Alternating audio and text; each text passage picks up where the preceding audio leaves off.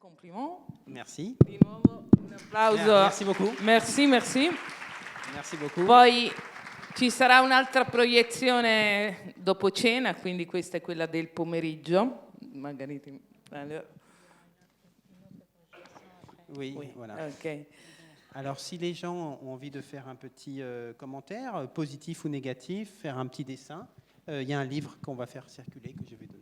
Allora adesso farà circolare un libro per fare, compiti. se volete, un piccolo commento, un disegno, Voilà. positivo o negativo. En italien. En italien, bien sûr. In italiano. Allora, siamo particolarmente contenti questa sera di avere con noi Alexandre Moreau, perché un po' capisci, tu comprends un petit peu poco. Perché è un onore appunto averlo con noi. Noi siamo a 20 chilometri dalla città natale di Maria Montessori. De la vie de naissance de Montessori, c'est vrai.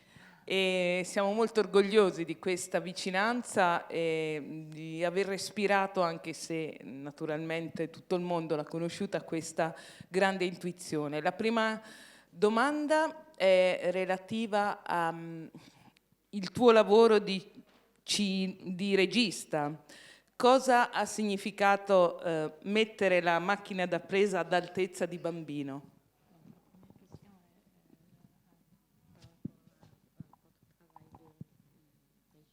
Oui, de réalisateur, oui.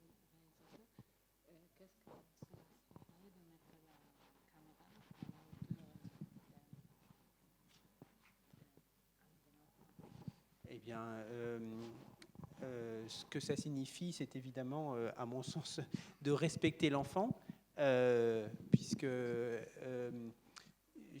ne vois pas comment je pourrais filmer un enfant depuis ma taille, et donc le filmer, ce qu'on appelle en plongée dans le cinéma, et donc pour que l'enfant se sente, qu'on sente à l'écran que l'enfant soit plus petit, que j'ai un regard condescendant vis-à-vis de l'enfant. Donc pour moi, c'est simplement un respect d'être à sa hauteur, en fait. Quindi il discorso è di essere rispettoso del bambino, di essere alla sua altezza, e non avrebbe avuto senso filmarlo dall'alto, in italiano non so come si dica, comunque come un tuffatore.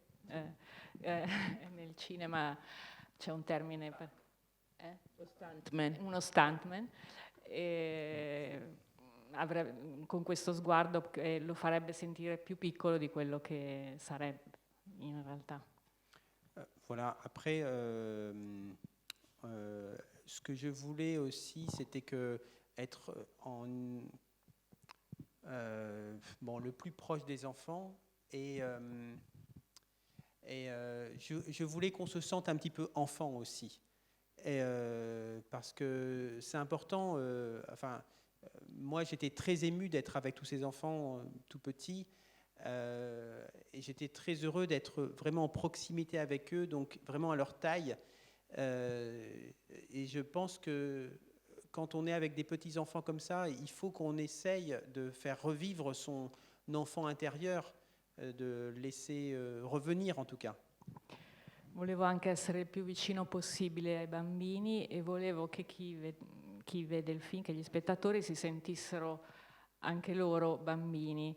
E essere all'altezza dei bambini mi ha aiutato appunto a riscoprire quella parte di bambino che è ancora dentro di me, e vorrei che questo facessero anche gli spettatori. Avresti girato questo film se non fossi diventato padre? Est-ce que tu aurais réalisé ce film sans être devenu père? Oui, je pense que j'aurais pu le faire, mais ce ne serait pas le même film. C'est-à-dire que la naissance d'un enfant, c'est un événement tellement bouleversant dans la vie que je pense que ça nous permet de tellement reconsidérer notre existence, que reconsidérer des choses comme l'amour. L'amour pour un enfant, c'est quelque chose qui surgit tout de suite et qui est très étrange, effectivement, ce petit être qu'on ne connaît pas du tout. Pour moi, c'était un coup de foudre.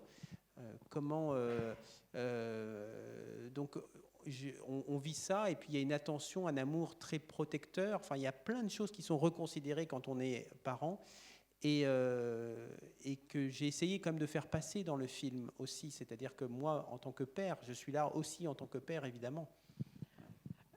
Sì, avrei potuto farlo, ma non sarebbe stata la stessa cosa, perché una volta che sono diventato padre, emerge questo amore incredibile per tuo figlio, che è improvviso, e emergono una serie di sentimenti che, ecco, che ci fanno riconsiderare, ci fanno diventare genitori in un modo molto consapevole, molto particolare.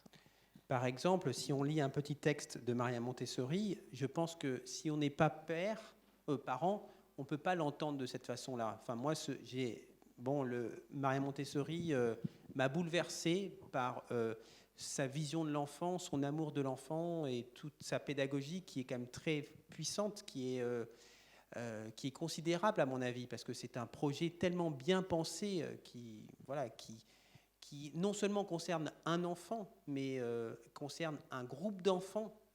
Finalement, dans une classe, on s'intéresse à l'enfant qui est en face de soi, on s'intéresse à l'ensemble des enfants qui sont dans la classe, et on s'intéresse finalement au devenir de l'humanité. Donc c'est un projet qui m'a bouleversé, mais elle écrit des phrases qui sont magnifiques, et on va vous lire un extrait.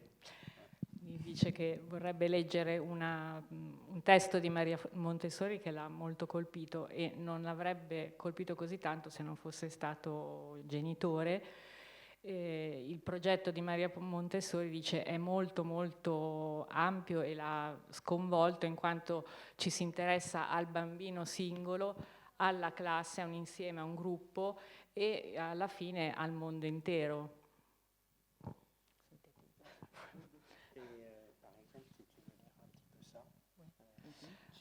Allora, il testo è: chi realmente ama è invece il bambino che desidera sentire l'adulto accanto a sé e che si compiace di attirare l'attenzione di lui sopra se stesso. Guardami, stammi vicino. La sera, quando va a letto, chiama la persona che ama e vorrebbe che non lo lasciasse. E quando noi andiamo a mangiare, il lattante vorrebbe venire con noi, non già per mangiare anche lui, ma per guardarci, per starci vicino. Mais voilà, je trouve que que Maria Montessori a des textes bouleversants, et il y a un respect très profond de l'enfant, qui est vraiment le projet de son projet éducatif, c'est-à-dire respecter vraiment profondément l'enfant dans ce qu'il fait, dans ce qu'il pense, dans ce qu'il est, en fait, pour l'aider à développer sa personnalité. Quindi dice, lo sguardo di Maria Montessori l'ha sconvolto in quanto ha un rispetto profondissimo del bambino in quello che fa, che pensa e in quello che è, e quindi in questo modo l'aiuta a svilupparsi. Elle disait que finalement, elle avait plein de façons de résumer, de synthétiser son projet éducatif, mais moi là je pense à quelque chose. Elle disait par exemple, ce que je vise, ce que la méthode Montessori vise, c'est que l'enfant puisse penser par lui-même, vouloir par lui-même et agir par lui-même.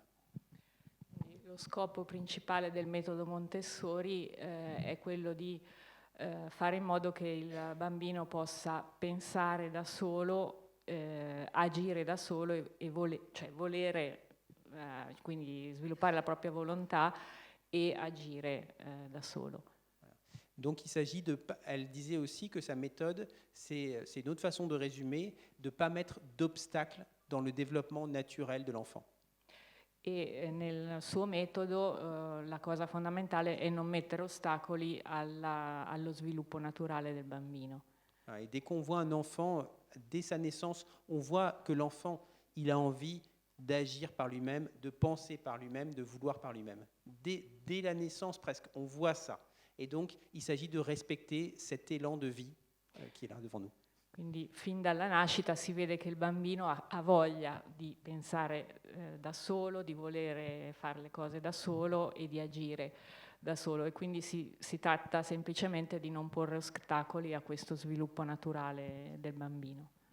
Straordinario, e la dernière question, l'ultima domanda, straordinario il legame tra l'educazione, l'attenzione pedagogica e il respiro umanista, la volontà di pace, il collegamento tra la crescita serena e il futuro di pace e di accoglienza di ogni diversità.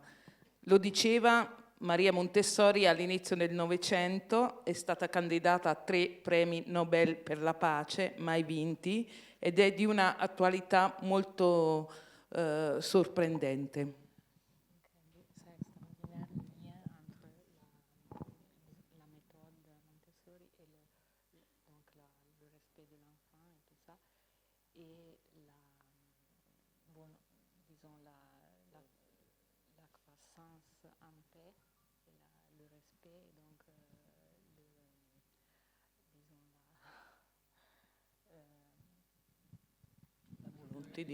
Ah, si vous voulez, oui. Oui, de réaliser la paix dans le monde entier. Ah, oui. Attends, c'est que j'ai pas très bien compris la question. Du coup. De lier l'éducation de l'enfant au respiro, à la paix, oui, à l'humanité. à l'humanité. Et elle disait que Maria Montessori a été candidate à Oui, 3 prix tout à fait. qu'elle n'a pas Qu'elle n'a pas eu, oui.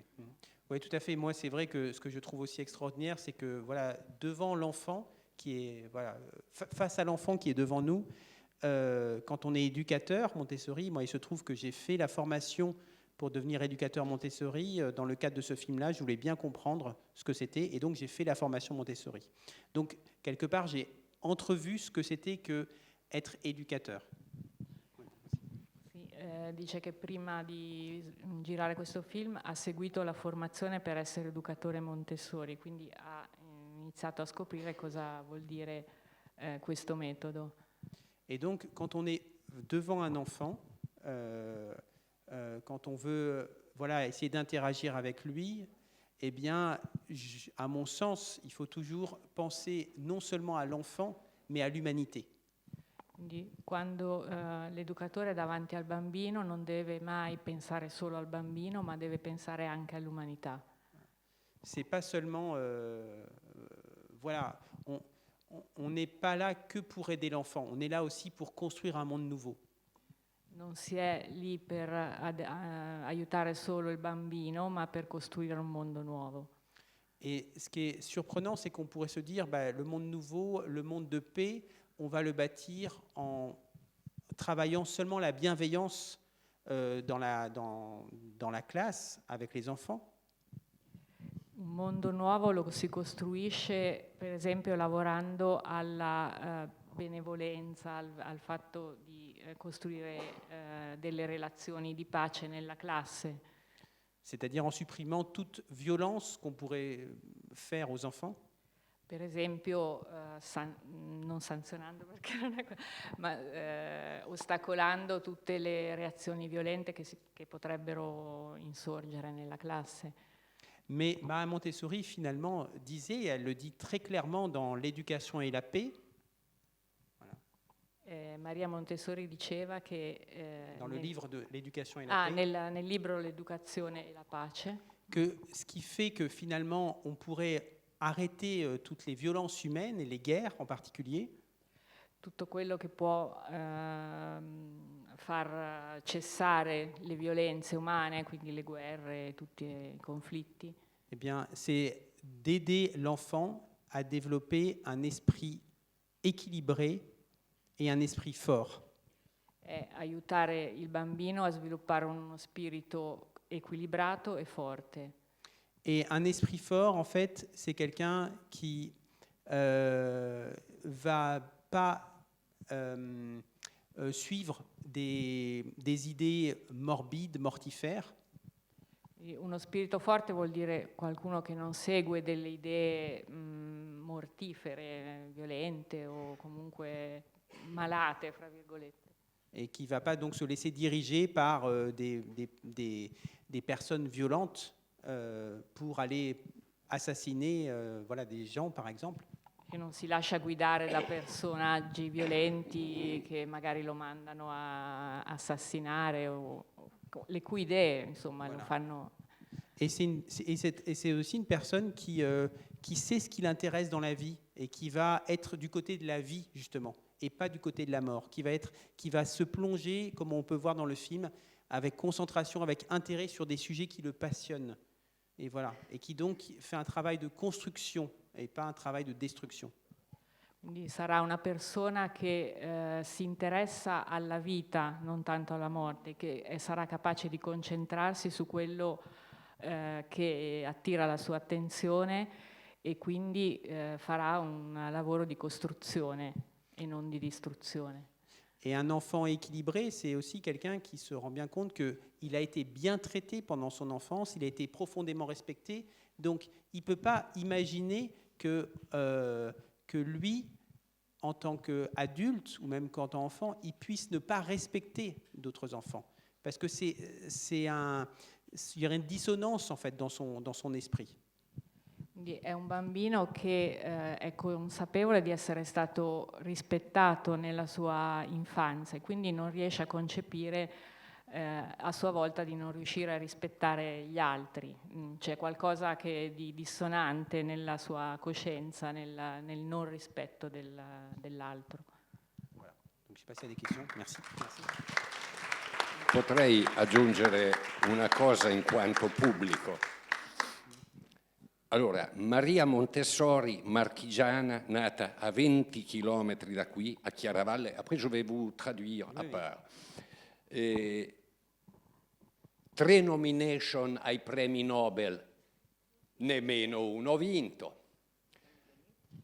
A 400 metri, ho guardato su Google Earth, la casa di Maria Montessori sta a 400-500 metri dall'estremità nord dell'aeroporto marchigiano di Ancona. Ma l'aeroporto marchigiano di Ancona è intitolato a Raffaello Sanzio. Potevano fare uno sforzo e chiamarlo Aeroporto Maria Montessori o no? Questo mi indispettisce alquanto a dir poco. Sempre questa attenzione, con buona pace di Raffaello, di cui l'anno prossimo celebreremo l'10° centenario. Raffaello, ecco qua. Questo tenevo a dirlo. Après, je vais vous traduire à part en ce qui concerne. Voilà, grazie. Merci beaucoup. Vabbè. La question, c'est pas une question. La question, c'est la polémique avec la région. Non, mais moi, ce que je peux juste dire, c'est que Maria Montessori, c'était un génie. C'est-à-dire que vous avez, l'Italie, c'est comme Léonard de Vinci, c'est Raphaël, il y a plein de grands peintres, de grands artistes. Et en fait, si on relit la biographie de Montessori, cette femme était un génie, c'est-à-dire que quelqu'un d'exceptionnellement intelligent, qui a fait beaucoup de choses. Je veux dire, elle s'est intéressée aux droits des femmes, elle a fait de la biologie, elle a fait de la physique, elle a fait de la psychologie, de l'ethnographie. Je veux dire, elle a traduit les œuvres de Itard, elle a fait en français, en italien, je veux dire, depuis le français. C'est quelqu'un qui avait une très grande capacité intellectuelle et qui a fait une découverte énorme. Je veux dire, dans le monde entier, il y a plus de 100 000 écoles Montessori. C'est quand même considérable, quand même. Merci. Dice Maria Montessori era un genio alla stregua di Leonardo da Vinci, ha studiato tantissime cose, psicologia, etnologia, la fisica, la biologia, ha tradotto dal francese delle opere, ha studiato la filosofia. Ci sono più di 100.000 scuole nel mondo che seguono il suo metodo, quindi insomma abbiamo un tesoro. Ecco. Merci, grazie a tutti. Se volete, sì, c'è la possibilità di fare una domanda e eventualmente... Volevo ringraziare moltissimo il regista che porta in Italia questo metodo di cui dobbiamo essere orgogliosi, ma che purtroppo è non poco conosciuto, è conosciuto ma poco apprezzato. Io sono innamorata e mi sono proprio accorta del genio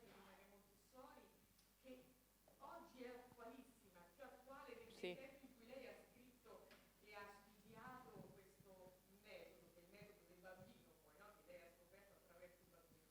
Quindi volevo proprio di cuore ringraziare quest'opera che sta facendo il regista, portando in Italia e facendo conoscere anche a tanto qualche insegnante che a volte conoscendo poco critica più che approcciarsi a conoscere questo metodo veramente che oggi farebbe comodo per tante cose, non per discutere per la pace. Per la pace. Grazie, grazie di cuore. Ed è sintomatico che ce lo racconti un francese tutto questo. Grazie, se volete salutarlo personalmente, poi dopo cena sarà di nuovo qui. Et alors, moi, j'étais en admiration devant ma fille. Je voyais qu'elle voulait faire plein de choses et je m'amusais beaucoup avec elle. E ammirava molto sua figlia, la osservava e vedeva che voleva fare tante cose e si divertiva con lei. Donc, elle est dans la cuisine, elle veut retirer les casseroles d'un placard. Je la laisse faire. Allora si trovava in cucina e sua figlia voleva prendere le pentole da un armadio, la lasciava fare. Elle veut jouer avec des couverts, avec des assiettes, des fourchettes, des couteaux. Se vuole giocare con dei piatti, delle forchette, dei coltelli, la lascia fare. Moi, je la laissais faire. Je faisais quand même attention, mais je la laissais beaucoup faire. Et donc, quand elle a su marcher, elle a voulu aussi, elle a voulu parcourir le monde. Elle montait sur des escaliers et toujours, je la laissais faire. E quindi la osservava con attenzione, ma comunque la lasciava fare. Quando è iniziato a camminare, ha iniziato a scoprire lo spazio, a salire su delle scale, la continuava a lasciar fare. Quand elle pleurait, j'allais tout de suite la voir pour la consoler, la prendre dans mes bras. Quando piangeva andava subito a prenderla e consolarla. Et j'étais le feu des critiques de ma famille. Ed era oggetto di critiche di tutta la sua famiglia. L'enfant doit apprendre à être seul, à apprendre à se consoler par lui-même, par exemple. Gli dicevano che il bambino deve imparare a consolarsi da solo, deve imparare a stare da solo. Il y a des jeux pour les enfants, pourquoi tu lui donnes une fourchette? Esistono giochi per i bambini, perché le dai una forchetta, per esempio. Il y a des ballons, pourquoi tu lui donnes une orange? Se ci sono delle palle per giocare, perché le dai un'arancia, Voilà. Pourquoi tu la laisses jouer avec de la boue, etc. perché la lasci giocare con il fango e così via. Voilà. Et donc, je ne savais pas trop comment m'y prendre et j'ai découvert Maria Montessori, grâce à vous, l'Italie. E quindi non sapeva come difendersi e quindi ha scoperto Maria Montessori. Je leur ai fait lire Maria Montessori, mais ça n'a pas marché. Je leur ai fait lire. Avrebbe voluto far leggere alla sua famiglia Maria Montessori, ma ecco, Et ça n'a pas marché, ils ne comprenaient pas.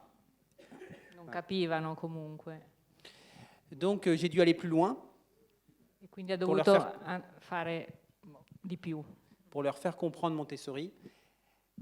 Mais moi, je dois dire que quand j'ai découvert Montessori, je n'y croyais pas beaucoup non plus. Per far scoprire Maria Montessori ha dovuto appunto fare di più e lui stesso quando ha iniziato a leggere non ci credeva neanche tanto lui. Comment imaginer que dans une classe avec une trentaine d'enfants, eh bien, il y ait le calme, les enfants jouent, travaillent dans le calme sans se disputer. Com'è possibile che in una classe dove ci sono una trentina di bambini piccoli tutti giochino, che ci sia calma, che giochino senza litigi, che non ci siano rumori insomma esagerati? Comment est-ce possible que des enfants développent le sens de l'ordre, le sens du beau, et qu'une fois qu'ils rentrent chez eux, ils demandent aux parents de ranger leur chambre, de décorer leur maison? Com'è possibile che dei bambini così piccoli sviluppino il senso del bello e dell'ordine e una volta che tornano a casa chiedono ai loro genitori di mettere a posto la camera o di decorare, di fare delle decorazioni, per esempio?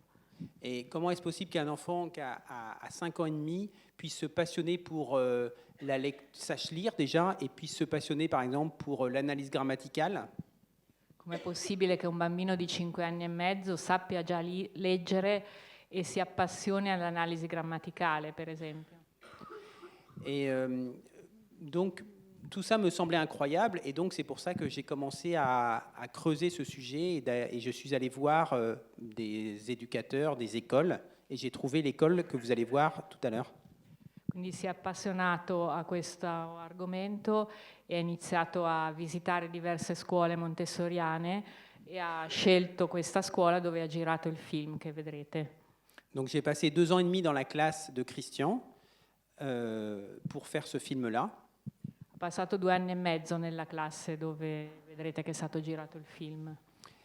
Et une fois le film terminé, évidemment, je l'ai montré à ma famille. E una volta che il film era finito, l'ha mostrato alla sua famiglia. Et je ne sais pas pourquoi, mais ça n'a pas bien marché. Ok. Ma non ha funzionato ancora una volta. Alors, soit le film est mauvais, soit c'est trop dur de changer des adultes.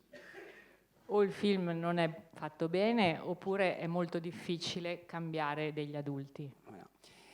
Et j'ai même une amie qui est assez proche de moi qui n'a jamais voulu voir le film tellement elle a des préjugés. Addirittura un amico molto vicino, un'amica, che ha talmente tanti pregiudizi che non ha voluto vedere il film. Donc voilà, j'espère que ce film vous fera découvrir Montessori je pense dans vraiment l'essence de Montessori, dans ce qu'il y a de plus vrai, parce que je pense que cette classe est exemplaire. Quindi spero che questo film vi faccia scoprire Maria Montessori in quello che è più profondo e più vero del suo messaggio, che è comunque esemplare. Et que peut-être, effectivement, vous verrez l'enfant d'une autre manière. Voilà, parce que moi-même, quand j'ai passé, après avoir passé pas mal de temps dans cette école-là, ça a quand même beaucoup changé de choses. Ça a quand même transformé mon regard sur l'enfant. E spero che possiate anche cambiare lo sguardo che avete sui bambini, perché è quello che è successo a lui avendo trascorso tutto questo tempo in questa scuola montessoriana. Voilà. Grazie.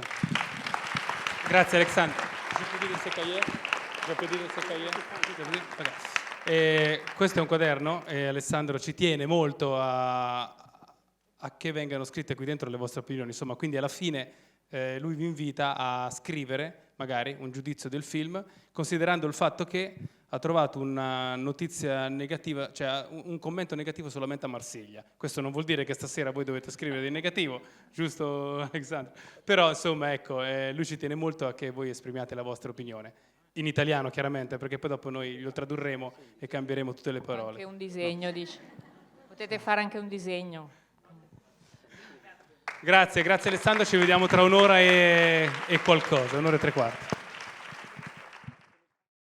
Allora, questo momento è particolarmente prezioso anche perché davvero abbiamo avuto la grandissima opportunità di avere l'autore qui con noi che tiene molto anche a questo feedback con il pubblico, tiene molto alle le impressioni, le emozioni, le sensazioni che la visione di questo film ha suscitato. Girato, o girerà adesso Carmine, non lo so, il quaderno nel quale siete invitati a scrivere un vostro pensiero, una valutazione, un'idea, un riscontro di qualsiasi tenore sia rispetto alla visione del film. Direi di fare di nuovo un applauso a Alessandro anche per questo.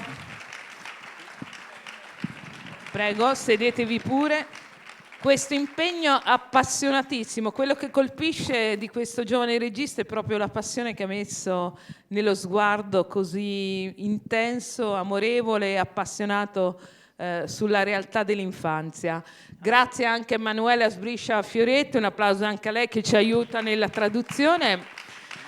Rispetto all'incontro che abbiamo vissuto prima nella proiezione pomeridiana, Alexandre ci chiedeva di iniziare con una domanda che venisse dal pubblico. Quindi abbiamo qua il valletto Carmine che... Grazie.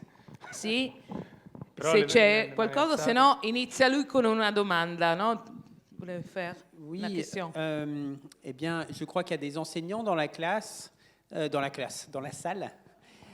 Et voilà, je voudrais savoir si des enseignants qui ne pratiquent pas Montessori, il y a aussi peut-être des parents qui avaient des préjugés justement sur Montessori, parce que voilà, en France, on a beaucoup de préjugés encore sur la pédagogie Montessori. Donc ça m'intéresse de savoir parmi vous s'il y en a qui ont vu d'une autre manière justement la pédagogie Montessori grâce à mon film. Et puis en tant qu'enseignant aussi, si vous êtes... qu'est-ce que ça interroge chez vous, cette pratique-là de Montessori? Una domanda tranquilla per rompere il ghiaccio, scusa, adesso prego. Allora, è interessato a sapere, pensa che ci siano molti insegnanti e magari anche dei genitori, che cosa vi ha colpito di questo film, e anche è interessato a sapere se c'è qualcuno che aveva dei pregiudizi sul metodo Montessori, perché dice che in Francia molti hanno pregiudizi sul metodo Montessori, e se questo film ha cambiato qualcosa nel vostro modo di vedere il metodo.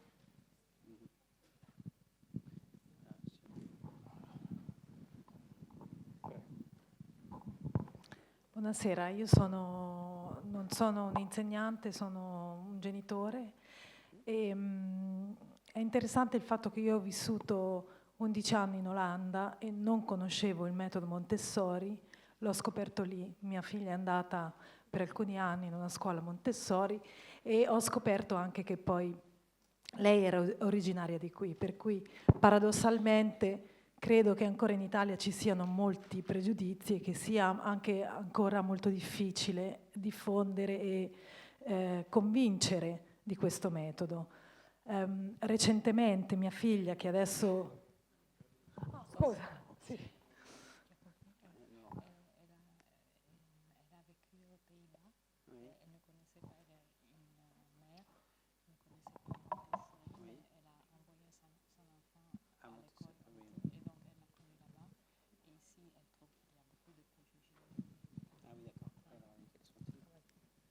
Mia figlia adesso va in una scuola elementare qui da noi, a Senigallia, e proprio quest'anno lei è in quinta elementare, si è trasferito un bambino che viene da una scuola Montessori, l'unica insomma qui vicino, perché i genitori non erano contenti di quel metodo, in quanto il bambino non era confrontato con i voti, con un giudizio.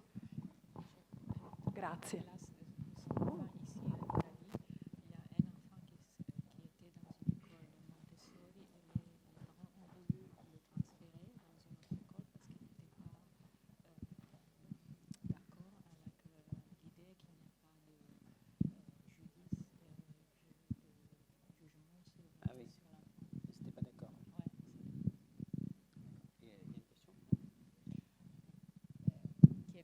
Se c'è proprio una domanda oppure era solo... No, era semplicemente, non era una domanda, voleva essere un racconto a conferma di quanto diceva lui inizialmente, perché di questa difficoltà, appunto, di questo pregiudizio che ancora è difficile da provare. Io invece con mia figlia ho provato esattamente il contrario, insomma, quello che poi abbiamo visto nel film. Grazie.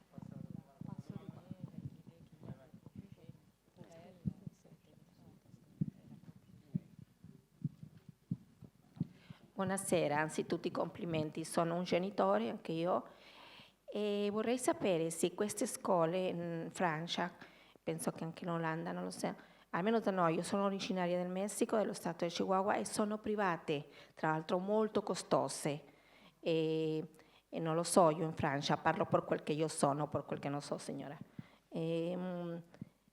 Niente, mi piace, Metodo Montessori, l'ho letto e adesso con il film è veramente, grazie, veramente spettacolare, mi è piaciuto molto. Questo che non le confrontano, a dare il giudizio, beh, qualcuna riserva me lo tengo. Tutto qui.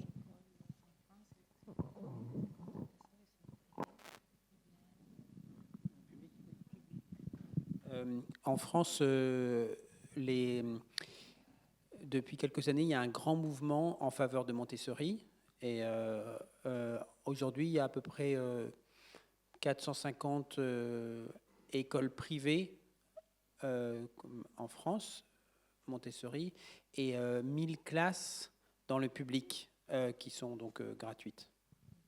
Quindi in Francia c'è un grande movimento negli ultimi anni in favore del metodo Montessori. Attualmente ci sono circa 450 scuole private e circa 1000 classi nella scuola pubblica.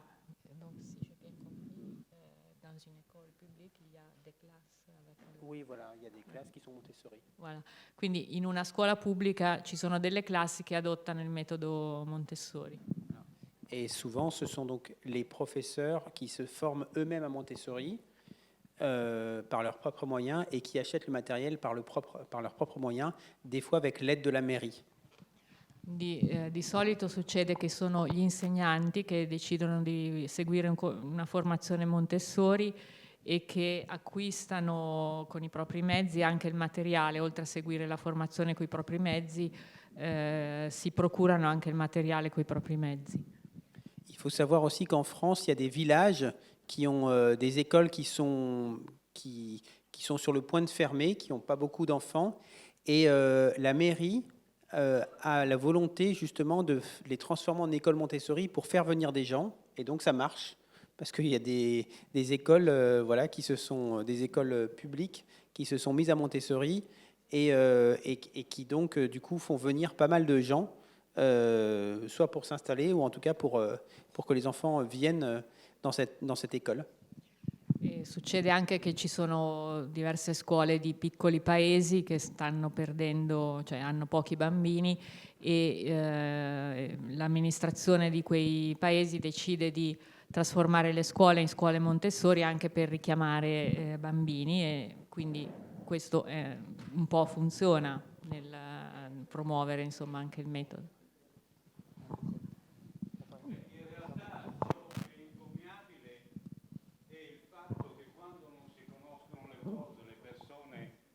Sono distante da queste cose.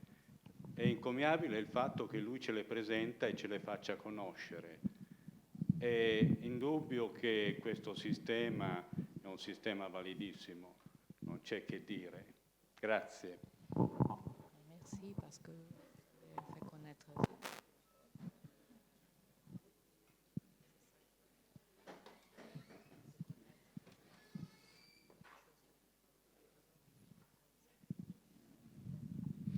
Oui, merci. Moi, je sais que c'était mon objectif de bien faire comprendre cette méthode. Et donc, comme je disais en introduction,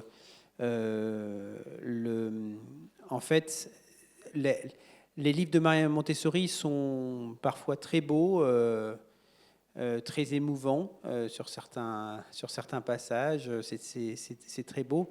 Mais cela dit, on n'a pas forcément l'idée de comment ça fonctionne réellement. Et là, c'était mon objectif de bien montrer comment ça fonctionne et d'expliquer aussi les éléments théoriques de sa pédagogie.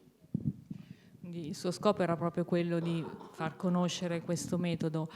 Dice ci sono i libri di Maria Montessori che sono diffusi, sono conosciuti, abbastanza conosciuti, anche molto emozionanti in certi passaggi, però il suo scopo era proprio quello di far capire come funziona in pratica, perché spesso magari si conosce in teoria a grandi linee come funziona il metodo Montessori, ma non si sa di fatto cosa succede nella pratica quotidiana, nella routine, diciamo, nella quotidianità. Buonasera, io sono un insegnante, prima ero insegnante di scuola primaria, ora sono insegnante di scuola secondaria e di un grado che poi forma i futuri insegnanti. L'anno scorso siamo stati 2 anni fa a visitare la scuola montessoriana di Chiaravalle, così come la scuola libertaria. Sono nuove scuole piuttosto originali, piuttosto creative, alternative, e questo è stato gradito ai miei alunni. Continuo dopo, continuo adesso, una cosa alla volta.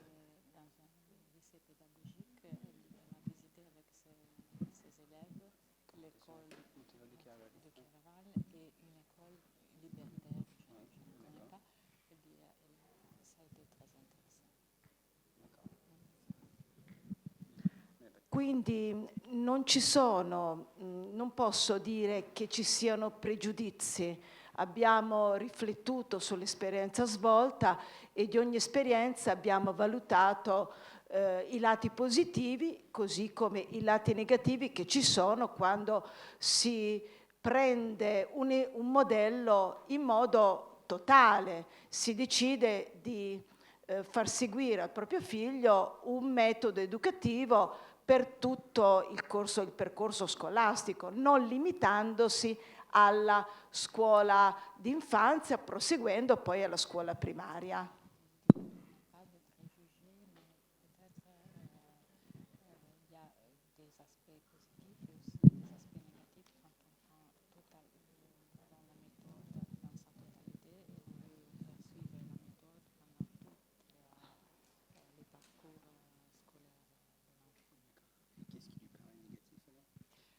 Chiede che cosa Ecco, avete trovato di negativo. Sì, per esempio il silenzio nella scuola montessoriana.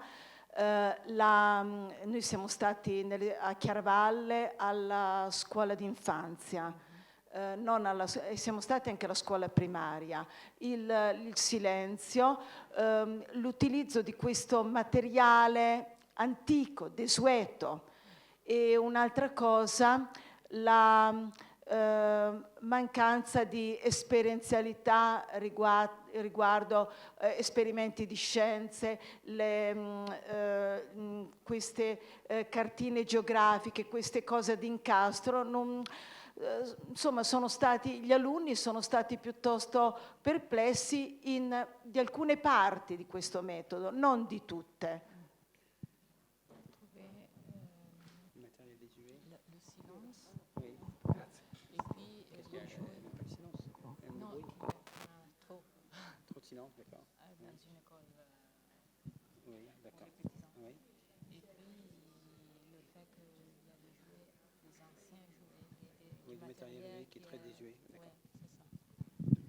Alors, moi, en tout cas, ce que je peux dire, c'est que Maria Montessori disait que le critère d'évaluation d'une classe, c'est la joie manifestée par les enfants. Et je trouve que c'est un bon... Enfin, moi, ça me satisfait, en tout cas. Voilà. Quindi lui dice, Maria Montessori diceva che il criterio di valutazione di una classe è la gioia manifestata dai bambini, e quindi questo a lui convince parecchio. Après, moi, avec mon regard, parce que bon, je connais bien vraiment Montessori, et c'est vrai que quand j'observe des classes, j'ai souvent beaucoup d'observations à faire, beaucoup de remarques à faire aussi, des fois sur le matériel, l'état du matériel, ou des postures d'adultes que je ne trouve pas forcément très convaincantes, etc. Poi è vero che quando si osserva una classe, lui stesso che ne ha osservate diverse, trova sempre dei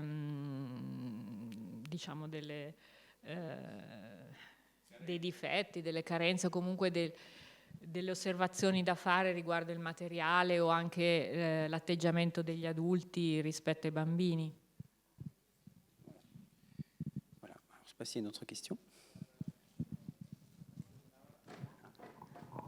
Torniamo anche alla scelta tua di raccontare attraverso il cinema documentario questa esperienza.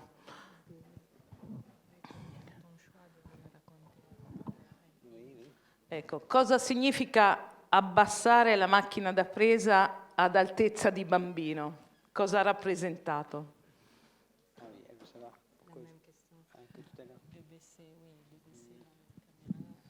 Oui, ben, moi je pense qu'effectivement il faut mettre Enfin, pour moi, c'est une question de respect de l'enfant que de le filmer à sa hauteur. On essaye, enfin, pour bien comprendre l'enfant, il faut se rapprocher de lui. Il ne faut pas le prendre de haut, ce qui est le cas si on se met en surplomb en fait de l'enfant. Et faut pas peut-être non plus le prendre trop grand qu'il ne l'est. Et donc ce serait dans le cas inverse où la caméra est vraiment très ras du sol. Donc moi je voulais essayer de trouver la bonne hauteur, la bonne distance par rapport à l'enfant et la plus respectueuse. Il m'a semblé que c'était de se mettre à son niveau. Per lui è una questione di rispetto, essere all'altezza del bambino lo mostra al suo effettivo livello, cioè l'osservatore si mette al suo livello e è molto diverso che riprenderlo per esempio dall'alto e quindi farlo sembrare più piccolo di quello che è, oppure anche dal basso in cui magari lo ingigantisci e comunque falsi questo rapporto che invece lui vorrebbe che fosse a livello proprio del bambino.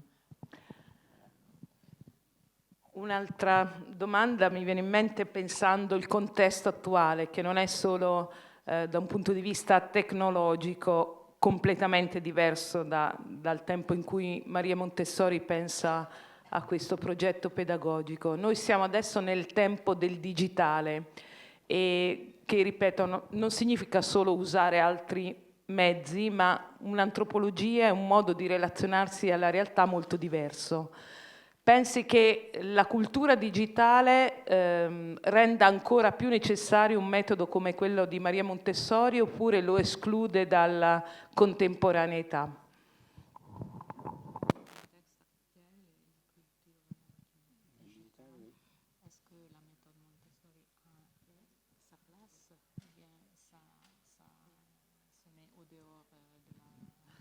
Moi, je crois que c'est la même réponse que tout à l'heure, quelque part. C'est-à-dire que l'enfant, si on le sent heureux, épanoui, on sent qu'il grandit grâce à cette pédagogie-là, voilà, tout est gagné.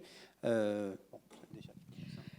risposta è simile a quella precedente, cioè se vediamo che il bambino è felice e diciamo si esprime in tutta la sua pienezza, abbiamo comunque vinto in un certo senso.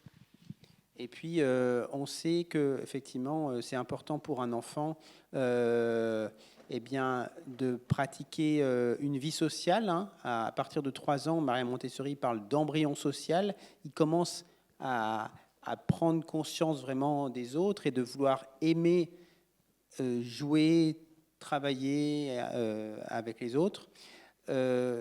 Donc il y a ce côté-là, il y a la vie sociale.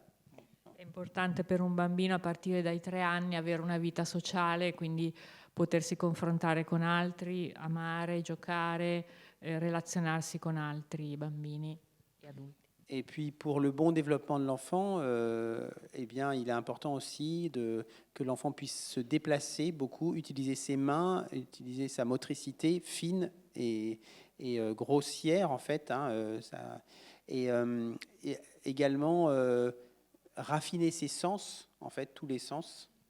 E per lo sviluppo del bambino è molto importante che possa muoversi, che possa utilizzare le sue mani, sviluppare tutti i suoi sensi. Voilà.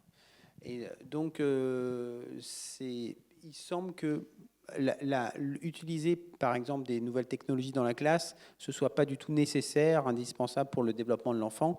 Et par ailleurs, il peut toujours l'utiliser chez lui si vraiment on estime que c'est nécessaire. Aujourd'hui, la science a plutôt tendance à dire que écartons les enfants des nouvelles technologies. Même la télé, c'est même recommandé pas avant 6 ans, quoi. Di fatto lui pensa che l'utilizzazione delle nuove tecnologie in classi di bambini non sia di fatto necessaria per il loro sviluppo e può sempre essere disponibile anche a casa, anche se la scienza è sempre più tende sempre più a mettere in guardia dall'uso della tecnologia nei bambini, anche della televisione per esempio, nei bambini più piccoli di 6 anni. Voilà. Est-ce qu'il y a une autre question?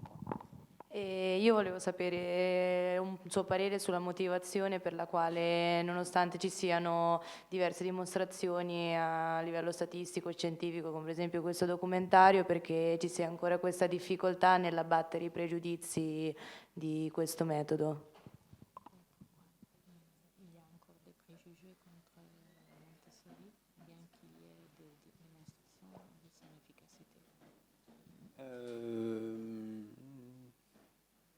C'est une très bonne question. Pourquoi il y a encore des préjugés? Parce que les gens ne veulent pas chercher à connaître, parce que justement, ils ont... peut-être que c'est l'éducation qui fait ça. On est aussi... on a appris des choses, on a entendu dire des choses, et quelque part, ça arrange sans doute... ça nous arrange, ça nous conforte dans des convictions, donc que ce qu'on a vécu, parce que c'est vrai que c'est difficile. Moi, je vois des témoignages de parents, des fois, ou d'instituts qui disent « mais pourquoi je n'ai pas connu ça avant ?» Donc c'est une remise en cause des fois très forte. Et donc cette remise en cause, tout le monde n'est pas prêt à l'accepter. Dunque, probabilmente perché non abbiamo voglia di conoscere cose nuove, e soprattutto queste cose nuove ci destabilizzano, diciamo, le nostre sicurezze. C'è comunque qualcuno che dopo aver visto questo film dice ma perché non l'abbiamo conosciuto prima? E quindi ecco lo scopo, diciamo, del film, che è proprio quello di trasmettere un messaggio nuovo, pur essendo...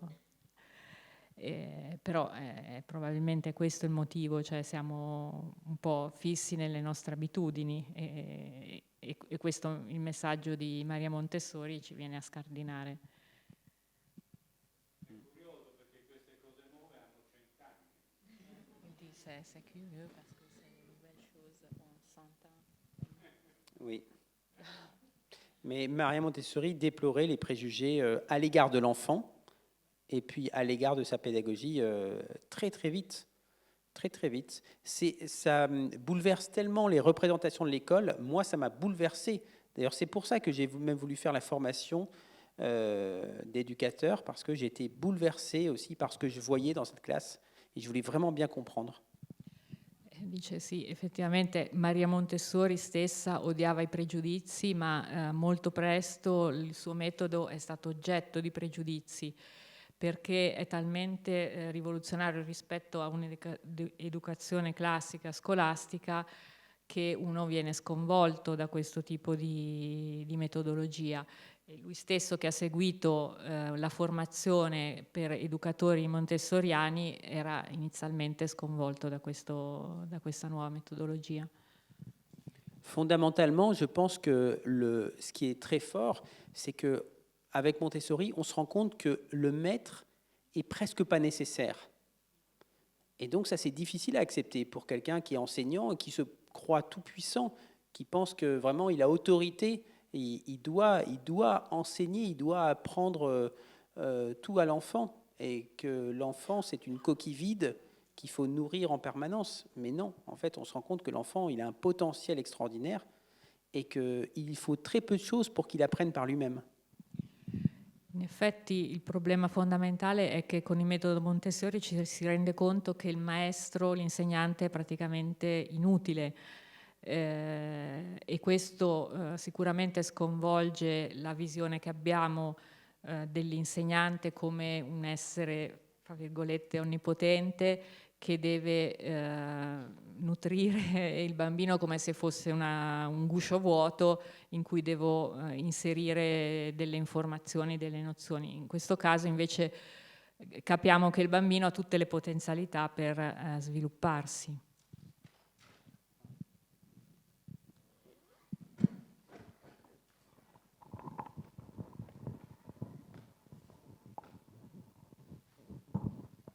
Intanto grazie per questo film che che è uno straordinario atto d'amore verso l'infanzia e un grande atto di fiducia verso il potere sconfinato dell'infanzia, e che da questo punto di vista mi ha ricordato un film francese di poco più di 40 anni fa di François Truffaut, che è Gli anni in tasca, L'argent de poche. Non so se...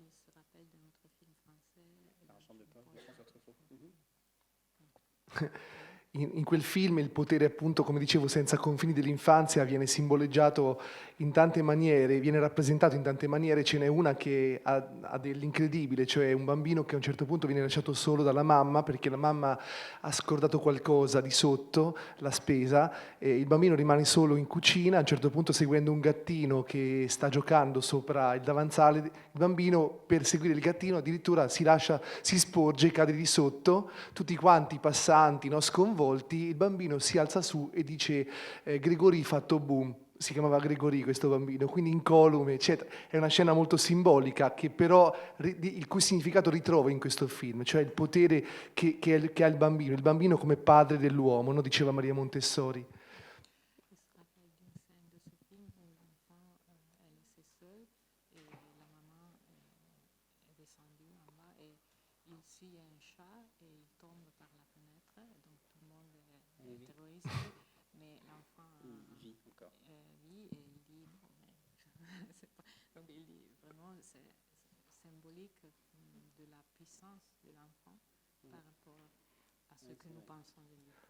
Aggiungo due brevissime cose. Io sono insegnante, però insegno nella scuola secondaria, e quando appunto sento parlare di un metodo appunto che trova qualcuno diffidente, che addirittura suscita scetticismo, perché è di 100 anni fa, perché appunto sarebbe obsoleto nei materiali. Cioè, d'altra parte, scusate, ma la didattica oggi delle competenze, no? In cui il discente dovrebbe avere una sua centralità, ma lei l'aveva capito già 100 anni fa questo qua, no? Cioè, oggi non diremo mai che è obsoleto, oppure in via appunto di obsolescenza, quello che è una didattica centrata sull'allievo. Quindi se non lo diciamo per queste ultime, no, innovazioni didattiche, perché dovremmo dirlo? Per un'intuizione geniale che ha avuto Maria Montessori appunto un secolo fa.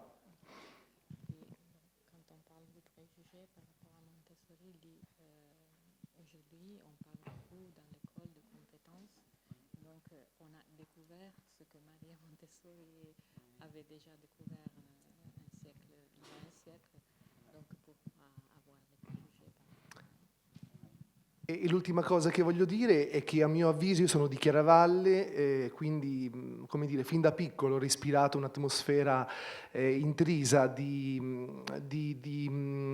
centralità dell'educazione. Ecco, io credo che parlare di Maria Montessori, riconducendola soltanto, tra virgolette, al suo metodo, sia una forzatura. Maria Montessori è stata una scienziata, è stata una filosofa. Già la stessa parola pedagogista è inadeguata, perché Maria Montessori è il punto di fusione, di convergenza fra una visione scientifica e una visione umanistica. È come la pioniera di un nuovo umanesimo. E vi invito a leggere i suoi libri, non le sue teorie, proprio i suoi principi, le sue argomentazioni. Anche chi è lontano dal mondo della scuola, oppure chi ha una visione didattica, metodologica lontana, troverà comunque tantissimo su cui riflettere, su cui basare un nuovo umanesimo. Io credo che sia questa una chiave di grande attualità di Maria Montessori, che veramente sbaraglia e spariglia tutto quello che si sente dire pro o contro, come se si fosse in una curva nord o in una curva sud. Io penso che non si vada molto lontano se riduciamo tutto quanto a una specie di duello pro o contro Maria Montessori, o meglio, contro il suo metodo.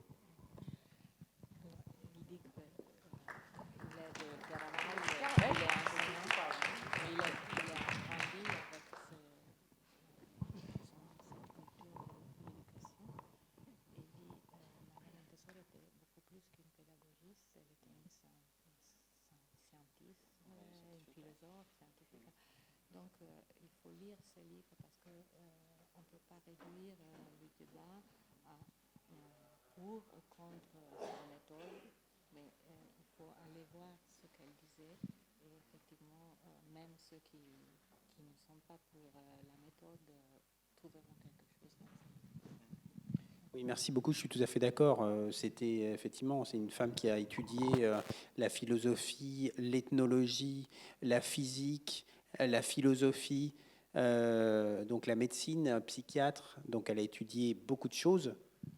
Sì, decisamente d'accordo. Maria Montessori ha studiato la medicina, la psichiatria, l'etnologia, la filosofia, la fisica. Et elle a milité pour le droit des femmes au début de sa vie. Et donc, elle était déjà invitée à des congrès internationaux, très, très jeune. Ha lottato per i diritti della donna all'inizio della sua vita, è stata invitata a corsi internazionali quando era ancora molto giovane. Et elle avait plein de façons de résumer son projet. En fait, elle disait par exemple que son projet, c'était d'enlever tous les obstacles au libre développement de l'enfant. Il suo progetto era quello di togliere tutti gli ostacoli al libero sviluppo del bambino. Développer le potentiel humain. Sviluppare il potenziale umano che c'è nel bambino. J'aime beaucoup, je pense que c'est vraiment exceptionnel. Elle disait aussi que son projet, c'est un mouvement en faveur de la libération de l'enfant, en faveur des droits de l'enfant et de sa libération. E il suo progetto era un movimento in favore della liberazione del bambino e in favore dei diritti del bambino. Donc on voit bien que ça n'était pas juste apprendre à lire ou à écrire. Quindi certamente non ci si limita a imparare a scrivere e a leggere, insomma. Et je pense qu'il y a pas mal de personnes, de journalistes et aussi d'enseignants qui ont rejoint son mouvement au début du XXe siècle. Ci sono molti insegnanti, giornalisti che si sono uniti a questo movimento all'inizio del XX secolo. Ils l'ont rejoint parce qu'elle était très connue pour avoir fait lire les enfants à 5 ans. E soprattutto perché lei è riuscita a far leggere i bambini a 5 anni. Mais il y en a aussi beaucoup qui ont compris que derrière tout ça, il y avait l'idée de fabriquer un monde nouveau. Ma molti in realtà hanno capito che dietro il suo progetto, dietro tutto il suo pensiero, c'è l'idea di costruire un mondo nuovo. Un monde nouveau avec des personnes, justement, des êtres humains libérés de leur peur, ayant pleine connaissance de leur potentialité. Con delle persone che sono liberate dalle proprie paure e consapevoli delle proprie potenzialità. Et des personnes qui ont envie d'agir sur le monde et qui ont envie d'agir sur le monde. Persone che hanno voglia di agire nel mondo, di lasciare un'impronta. Donc moi, c'est vrai que je suis très très sensible à cette femme. J'ai lu bien sûr l'intégralité de ses livres et je vois l'ampleur de son travail, de sa réflexion, quoi. C'est une femme qui a actualisé en permanence aussi son travail, ses recherches en fait, parce que Montessori, on peut quand même le définir de manière assez précise, assez scientifique, en disant finalement on construit un environnement, on réfléchit, on installe un environnement pour l'enfant. Donc c'est une salle de classe, par exemple, essentiellement, en 3-6 ans. Il metodo Montessori lo si può concepire in modi diversi. Si può dire costruiamo un ambiente adatto a una classe per bambini da 3 a 6 anni.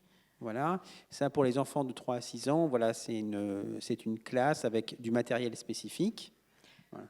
Quindi una classe con del materiale specifico. Et c'est aussi une posture d'adulte. E questo è comunque un atteggiamento d'adulto. Une posture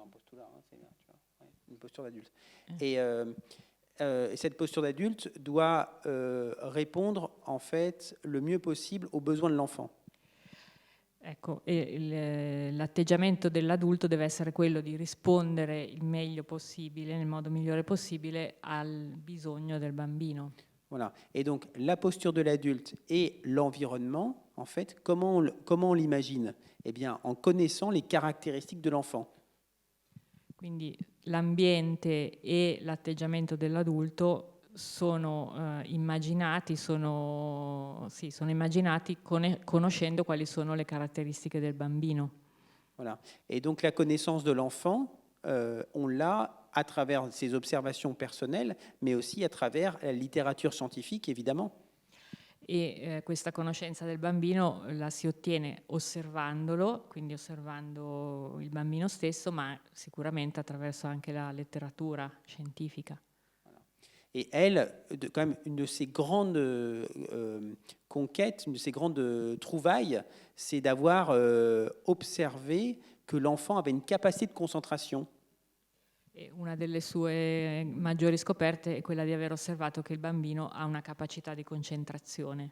Au début du XXe siècle, on n'imaginait pas qu'un enfant de 4 ans puisse avoir une capacité de concentration. Voilà. Mentre all'inizio del XX secolo di certo non ci si immaginava che un bambino potesse concentrarsi, avere una capacità di concentrazione.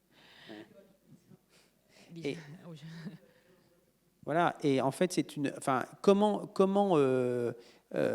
grandir, comment construire une pensée si on n'a pas de concentration? C'est impossible. Come si può crescere se non si ha capacità di concentrazione? Come si può costruire un pensiero proprio? Voilà. Donc, si on n'est pas capable de penser, on est donc soumis au vent de l'histoire, et c'est pas très rassurant pour l'umanité.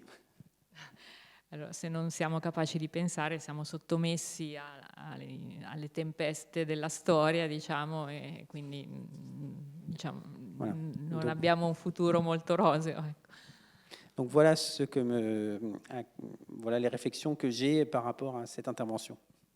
Con le sue riflessioni. Allora aspettiamo Chiaravalle il prossimo anno per festeggiare i 150 anni della nascita di Maria Montessori. Avec plaisir. Con piacere. Ha anche proposto che a Chiaravalle si faccia una statua dedicata a Maria Montessori, prima c'è una ma ce n'è un'altra. Allora concludiamo questa bella serata con un applauso di nuovo al nostro amico Alexandre. Ha promesso che tornerà a Chiaravalle, quindi lo rivedremo molto volentieri. Merci beaucoup, buonasera, buonanotte e ai prossimi appuntamenti. Grazie.